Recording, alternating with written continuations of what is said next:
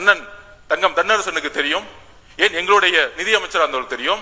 நம்ம ₹1 கொடுத்தா நமக்கு ₹40 திருப்பி கொடுக்குறாங்க. நம்ம ₹1 கொடுத்தா நமக்கு ₹40 திருப்பி கொடுக்குறாங்க. நம்ம ₹1 கொடுத்தா நமக்கு ₹40 திருப்பி கொடுக்குறாங்க. ஏன்? நமக்கான அதிகாரம் கிடையாது.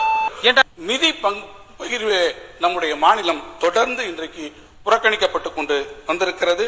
நான் பலமுறை இந்த அவையிலே சொல்லி இருக்கிறேன், ஒன்றிய அரசு இன்றைக்கு நாம் கொடுக்கக்கூடிய ஒவ்வொரு ரூபாய்க்கும் 29 பைசா நமக்கு வருகிறது. இதே உத்தரப்பிரதேசத்தை நீங்கள் எடுத்துக்கொண்டால் ₹2.73, பீகாருக்கு ₹7.06. நான் மற்ற மாநிலங்கள் குறை சொல்லவில்லை, நீங்கள் கொடுங்கள், எல்லா மாநிலங்களுக்கும் கொடுக்கிறது நீங்கள் கடமைப்பட்டிருக்கிறீர்கள். ஆனால் தமிழ்நாட்டிற்கு இந்த புறக்கணிப்பு ஏன் என்பதுதான் தொடர்ச்சியாக என்னுடைய கேள்வியாக இருக்கிறது. இதுக்கு முன்னாடி நிதியமைச்சராக இருந்த தங்கம் தென்னரசு எவ்வளோ அழகாக வந்து சொல்லியிருக்காரு. அது மட்டும் இல்லாமல் அவருக்கு தெரியுது கரெக்டாக வந்து 29 பைசாவாக தர்றாங்க அப்படிங்கிறது.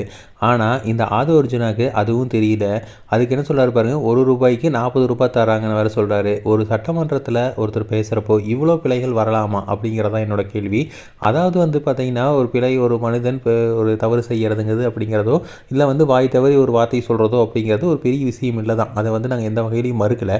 ஆனாலும் வந்து பார்த்தீங்கன்னா இவர் வந்து ஒரு மினிஸ்டராக இருக்கார். ஸோ மினிஸ்டராக இருக்கிறப்போ கண்டிப்பாக வந்து இந்த அளவுக்கு மோசமாக பேசக்கூடாது. ஏன்னா கையில் பேப்பர் வச்சு தான் பேசுகிறாரு. கையில் பேப்பர் இருக்கிறப்போ அழகாக பார்த்து கூட படிக்கலாம். விஜயே வந்து பார்த்தா படிக்கிறாரு, ஏன்னா அவருக்கு எழுதி கொடுத்தா தான் படிக்க தெரியும், இல்லைன்னா அவரால் பேச முடியாது அப்படிங்கிறது எல்லாத்துக்குமே தெரிஞ்சது தான். ஸோ அது வந்து வேறு விஷயம். இருந்தாலும் வந்து ஆதவ அர்ஜுனா நான் தான் வந்து தாவேக்கள் எல்லாமே சொல்லிட்டு இருக்காரு. ஸோ இப்போ அவரும் இதே மாதிரி தான் இருக்கார்.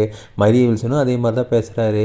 அப்போ தாவேக்கள் அமைச்சராக யார் தான் வந்து கரெக்டாக இருக்கார்? ஒன்றும் இல்லை, நீங்கள் யோசிச்சு பாருங்கள். தங்கம் தென்னரசு அழகாக தெளிவாக பேசுகிறாரு, ஓகேங்களா? ஏன்னா ஒரு மத்திய அரசு கண்டிப்பாக கொடுக்க தான் வேணும், ஒரு நலிவடைந்த மாணவர்களுக்கு கொடுக்க தான் வேணும். இப்போ ஒரு அப்பா அம்மா இருக்காங்க அப்படின்னா குடும்பத்தில் 2 பசங்க இருக்காங்க, ஒரு பையன் நல்லா இருக்கான், ஒரு பையன் வந்து மோசமாக இருக்கான்னா இன்னொரு பையனுக்கு வந்து கொஞ்சம் சப்போர்ட் பண்ண தான் செய்வாங்க. அது அப்பா அம்மாவோட இயல்பு. அதே மாதிரி தான் மத்திய அரசும்.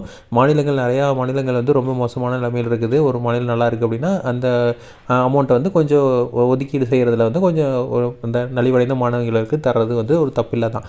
ஆனால் அதை வந்து ஒரு கரெக்டான இதாக வந்து கொடுக்கணும் அப்படிங்கிறதா இவங்களோட கருத்தாக இருக்குது. ஆனால் அதை கூட வந்து தெளிவாக பேச தெரியாது தான் வந்து இப்போ தாவேக்களை மினிஸ்டராக இருக்கார். ஸோ இவரெலாம் வந்து மினிஸ்டராக இருந்து நம்ம தமிழ்நாடு எந்த அளவுக்கு முன்னோக்கி போகும் அப்படிங்கிறது தெரில. ஸோ இப்போ கிட்டத்தட்ட இந்த 100 நாளையே நிறையா பின்னோக்கி போயிடுச்சு. இன்னமும் வந்து எந்த லெவலில் கொண்டு போய் விடுவானுங்களோ அப்படிங்கிறதான் பயமாக இருக்குது. ஸோ இதே மாதிரி இன்ஃபர்மேஷன் உங்களுக்கு தொடர்ந்து வேணும் அப்படின்னு எங்கள் சேனலை சப்ஸ்கிரைப் பண்ணுங்கள். தேங்க்யூ.